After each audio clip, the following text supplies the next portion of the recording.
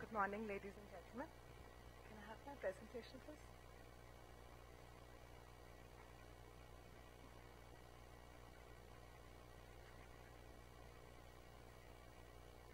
So I will be talking about the role of surface ablation in current day practice. Different techniques of surface ablation essentially differ in how the epithelium is removed. So you have PRK, where the epithelium is removed using a blunt instrument like a hockey stick or a blade. A LASIK, where you'll be using 20% alcohol to remove a sheet of epithelium. You could be using an epi-microkeratome to lift an epithelial flap, which may either be retained or removed at the end of the procedure, most people preferring to remove it. Or a trans-PRK, where either as a single step or a two-step procedure, you may be removing the epithelium and the stroma through the laser procedure itself.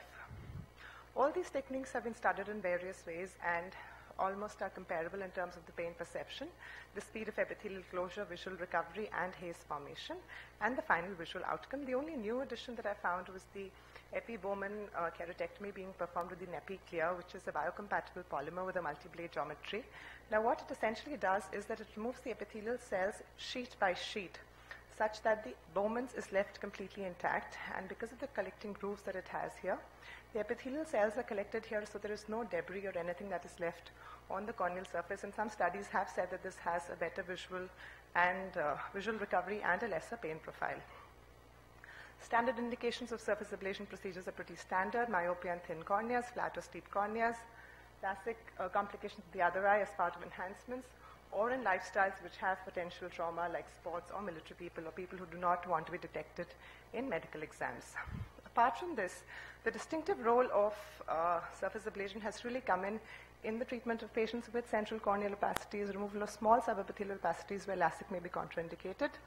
Also as part of retreatment procedures where a relift has a high chance of ectasia, and by doing a PRK you may not compromise the corneal stability any further. Also, if you've had an irregular or a short flap or a suction nose, then you can do a surface ablation in the same sitting, or to treat post-op astigmatism or any errors. The most important or recent advancement that we have is now the combination of PRK with cross-linking, where in patients with abnormal topo or early keratoconus or high-risk cases, or even in post-LASIK ectasia, you may do a limited ablation, most studies saying less than 50 microns or less than 3 to 4 diopters. And you need to have a minimum Pachy of 440 and a maximum K not more than 51 diopters. This helps you not only to arrest the progression, but also improve the refractive and topographic parameters, and helps you, though not to correct the error fully, but helps to improve the quality of life in the majority of patients. Post-operatively, you place a contact lens. Steroids may be needed for a couple of months. And the most significant complication with surface ablation has been stromal haze, which has been occurring because of transformation of fibroblasts, release of growth factors. And this has been tackled by the use of mitomycin C to a large extent. We normally use it in a concentration of 0.02%, and various people use it for various time durations. This is the one that we follow. So if you were to compare surface ablation and LASIK, so sure, LASIK has a faster recovery and less pain associated. However, in specific advantage of surface ablation lies in patients with thin cornea, LASIK complications, traumas, irregular astigmatism, basement membrane disease, and narrow apertures. And in these patients especially, it may not lead to any further compromise in stability.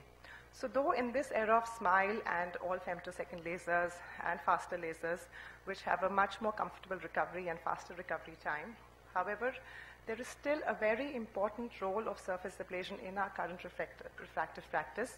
Surface ablation not only gives you a very good refractive and visual outcome, especially if you compare it at the end of 3 weeks, though the first week or so there may be a delay in visual recovery. Usually there is a lesser induction of higher order aberrations. Various studies have supported this. And there is a long-term safety and stability that surface ablation gives. But the specific role, especially for surface ablation, is in the treatment of complex cases, in cases of retreatments or post-corneal surgery, where other refractive procedures may be contraindicated.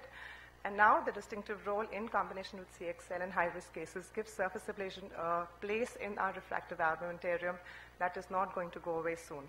So whenever you're looking for a safe procedure, and when you're in doubt and when you're treating a complicated patient, surface ablation is a very useful option to follow. Thank you. I'm questions, Charu. Just one question. I think you said 440 is the minimum. So now the parameters for when you're doing a limited ablation along with cross-linking, then in fact now with the success in these topo-guided ablations that we are getting, this parameter is getting further relaxed to 430. No, I think there's a legal binding. Below 450 you can't justify. No, so that is purely for surface ablation. Here we're talking of surface ablation with cross-linking in patients of early keratoconus or form thrust keratoconus or high-risk cases.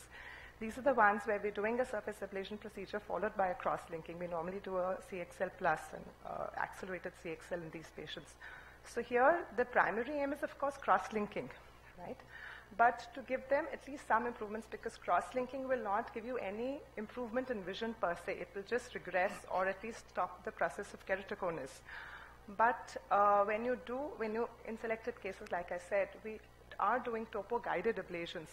So in these selected few patients, a limited ablation for about 2 to 3 diopters is really improving their quality of life. And it is in combination with cross-linking. So what happens is you first do the surface ablation, and then you cross-link the remaining cornea. So you've given them some amount of refractive correction, and then you've stiffened the cornea. So you've achieved both the things, the halting of the keratoconus process, as well as giving them some refractive improvement.